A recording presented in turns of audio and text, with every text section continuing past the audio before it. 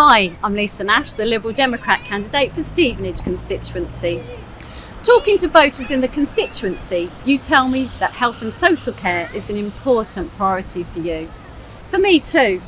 As a midwife and a midwifery lecturer, as well as a mum and user of the services, I know firsthand the crisis our health service is in. Too often, when people turn for help, it's just not there. The Conservatives haven't faced up to the problem.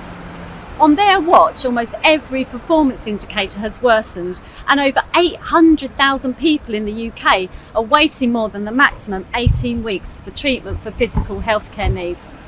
Mental health is viewed as a poor relation, and over 1 million elderly people are not getting the care and support they need. Our own hospital at Lister is failing on every target. This is no country to be old, ill or disabled in under a Conservative government.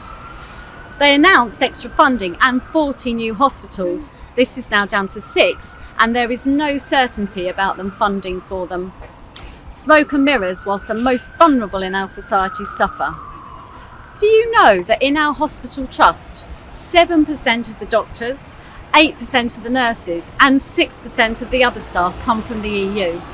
That's the equivalent in nurses alone of 88 hospital beds being kept open. We don't have the skilled staff to replace those people if they decide to leave Britain. It doesn't have to be like this though. A Liberal Democrat government would invest in our health and social care systems. We would address this through paying our staff properly and be able therefore to attract more skilled staff to keep pace with demand. And we would invest in our health services to ensure that when we need help, it's there for us. What both Conservatives and Labour shy away from is the uncomfortable truth that if you want a first-class health and social care system, you have to pay for it. That's why the Liberal Democrats have a fully costed and sustainable plan for funding our health service.